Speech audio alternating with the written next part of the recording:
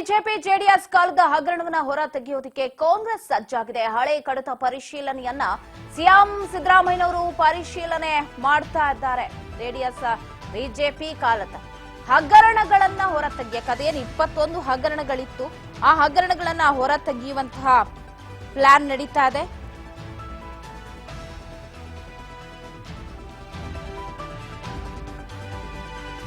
ಆ ನಿಟ್ಟಿನಲ್ಲಿ ಇದೀಗ ಸಿದ್ದರಾಮಯ್ಯನವರು ಕಡತಗಳ ಪರಿಶೀಲನೆಗೆ ಮುಂದಾಗಿದ್ದಾರೆ.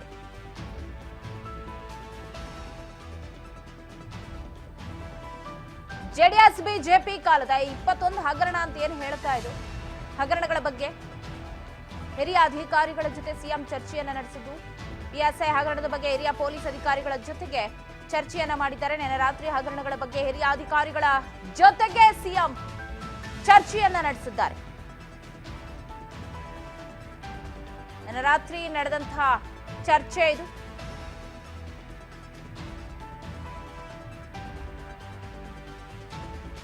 ಹಳೆ ಕಡತ ಪರಿಶೀಲನೆಯನ್ನ ನಡೆಸ್ತಾ ಇದ್ದಾರೆ ಸಿದ್ದರಾಮಯ್ಯನವರು.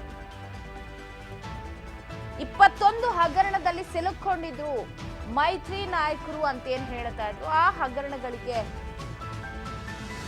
ಸಂಬಂಧಪಟ್ಟಂತೆ ಪಿಎಸ್ಐ ಹಗರಣದ ಬಗ್ಗೆ ಹಿರಿಯ ಅಧಿಕಾರಿಗಳ ಜೊತೆಗೂ ಕೂಡ ತಡರಾತ್ರಿ ಚರ್ಚೆ ನಡೆಸಿದ್ದಾರೆ. ಕೇವಲ ಪಿಎಸ್ಐ ಹಗರಣ ಮಾತ್ರ ಅಲ್ಲ, Keonics, Covid, 40%, Parashuram theme park, bitcoin, Yediyurappa ಅವರ ಆಸ್ತಿ, ವಿಜಯೇಂದ್ರ ಅವರ ಆಸ್ತಿ ವಿಚಾರ, ಅಬಕಾರಿ, ಕೆಕೆಆರ್ಡಿಬಿ, ಗಂಗಾ ಕಲ್ಯಾಣ, ದೇವರಾಜ ಅರಸು ಟ್ರಕ್ ಟರ್ಮಿನಲ್, ಬೋವಿ ಅಭಿವೃದ್ಧಿ ನಿಗಮ, ಎಪಿಎಂಸಿ, ಕಂದಾಯ ಇಲಾಖೆ ಹಗರಣ, ಕೃಷಿ ಇಲಾಖೆ ಮೊಟ್ಟೆ ವಿತರಣೆ, ಕೆಐಎಡಿಬಿ ಹಗರಣ, ಗಣಿ ಹಗರಣ, ಬಿಡಿ ಆಗಿರಬಹುದು, ಕೆಐಡಿ ADB denotification, Guru Raghavendra cooperative bank case, ಈ ರೀತಿ 21 ಹಗರಣಗಳು ಏನೆಲ್ಲ ಇದೆ ಆ ಹಗರಣಗಳನ್ನ ಹೊರ ತೆಗಿತೀವಿ ಅಂತ ಈಗ ಈ ಹಿಂದೆನೆ ಘೋಷಣೆ ಮಾಡಿದ್ರು. ಯಾವಾಗ ಮುಡ ಮುಡ ಮುಡ ಅಂತ ಇಟ್ಕೊಂಡು ಬಂದ್ರು ಮುಡಾ ಸೈಟ್ ವಿಚಾರದಲ್ಲಿ. ಸೊ ಆಗ್ಲೇ ಸಿದ್ದರಾಮಯ್ಯನವರು ಹೇಳಿದ್ರು, ನಿಮ್ಮ ಕಾಲದಲ್ಲಿ ಆಗಿದ್ದು ಒಮ್ಮೆ ನೆನಪು ಮಾಡ್ಕೊಳ್ಳಿ.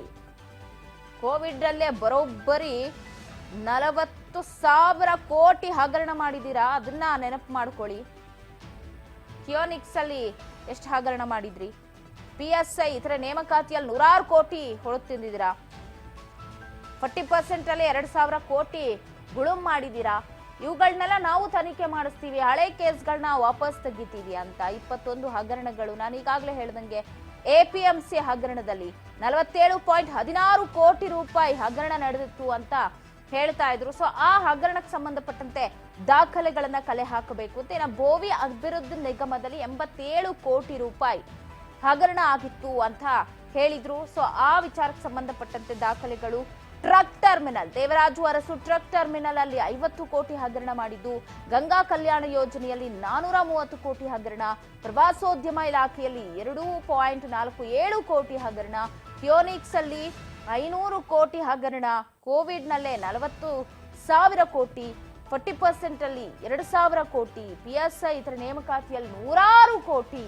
ಸೊ ಹಿಂಗೆ ಹಗರಣಗಳನ್ನ ಮಾಡ್ಕೊಂಡಿದ್ದು ವಿಚಾರಕ್ಕೆ ಸಂಬಂಧಪಟ್ಟಂತೆ ಒಬ್ಬೊಬ್ರೆ ನಾಯಕರುಗಳ ಜೊತೆಗೆ ಮಾತನಾಡೋದಕ್ಕೆ ಮುಂದಾಗಿದ್ದಾರೆ. ಇದೀಗ ಪರಶುರಾಮ್ ಥೀಮ್ ಪಾರ್ಕ್, ಬಿಟ್ಕಾಯಿನ್ ಹಗರಣ, ಸೊ ಎಲ್ಲ ವಿಚಾರಗಳನ್ನ ಕೂಡ ಬಯಲಿಗೆ ನಾವು ತಂದೆ ತರ್ತೀವಿ ಅಂತ ಮುಂದಾಗಿದ್ದಾರೆ. ಸೊ ಮೈತ್ರಿ ಹಗರಣವನ್ನ ಹೊರ ತೆಗೀರಿ, ಹಗರಣಗಳ ತನಿಖೆಯನ್ನ ಚುರುಕುಗೊಳಿಸಿ ಅಂತ ಹೇಳಿ ಖರ್ಗೆ ಸಿದ್ದರಾಮಯ್ಯನವರಿಗೆ ಮಾಹಿತಿ ಕೊಟ್ಟಿದ್ದಾರಂತೆ.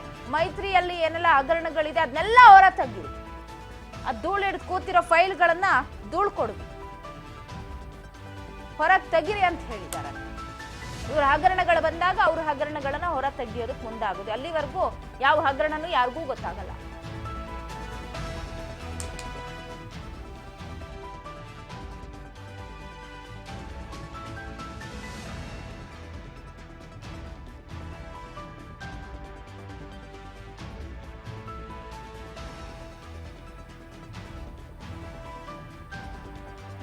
ಸಿದ್ದರಾಮಯ್ಯಗೆ ಎಐಸಿಸಿ ಅಧ್ಯಕ್ಷ ಮಲ್ಲಿಕಾರ್ಜುನ್ ಖರ್ಗೆ ಸೂಚನೆಯನ್ನ ಕೊಟ್ಟಿದ್ದಾರೆ. ಮೈತ್ರಿಯ ಹಗರಣವನ್ನ ಹೊರ ತೆಗಿರಿ, ಅದೇನ್ ಹೇಳಿದ್ರಿ 21 ಹಗರಣಗಳು ಅಂತ, ಆ ಹಗರಣಗಳ ಹಳೇ ಕಡತಗಳನ್ನ ಪರಿಶೀಲನೆ ಮಾಡಿ ಅಂತ. ಸೊ ಅವರ ಹೇಳಿಕೆಯ ಬೆನ್ನಲ್ಲೇ ನೆನೆ ರಾತ್ರಿನೇ ಹಗರಣಗಳ ಬಗ್ಗೆ ಹಿರಿಯ ಅಧಿಕಾರಿಗಳ ಜೊತೆಗೆ ಸಭೆಯನ್ನ ನಡೆಸಿದ್ದಾರೆ ಸಿದ್ದರಾಮಯ್ಯನವರು. PSI ಹಗರಣದಲ್ಲಿ ನಾನು ಹೇಳಿದೆ 2,000ಕ್ಕೂ ಅಧಿಕ, ಅಂದ್ರೆ ನೂರಾರು ಕೋಟಿ ಹಗರಣನೇ ಆಗಿದೆ ಅಲ್ಲಿ, ಸಾವಿರ ಅಂತ ಬರಲ್ಲ. PSI ಹಗರಣದಲ್ಲಿ ಈಗಾಗಲೇ ನಾವು ನೋಡಿದೀವಿ. ಅದರಲ್ಲಿ ದಿವ್ಯಾ ಹಾಗರ್ಗೆ ಆಗಿರಬಹುದು, RD ಪಾಟೀಲ್, ಇವ್ರುಗಳನ್ನ ಬಿಟ್ರೆ ಇನ್ಯಾರನ್ನ ನೀವು ವಿಚಾರಣೆ ನಡೆಸಿದಿರಾ? ಅದು ವಿಚಾರಣೆ ಎಲ್ಲಿಗೆ ಬಂತು?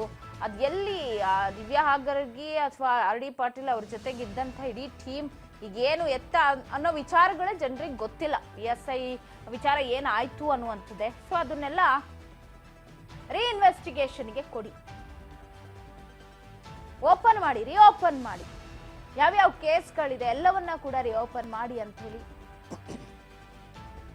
ಸಿದ್ದರಾಮಯ್ಯನವ್ರಿಗೆ ಮಲ್ಲಿಕಾರ್ಜುನ್ ಖರ್ಗೆ ಖಡಕ್ ಆಗಿ ಹೇಳಿದ್ದಾರೆ.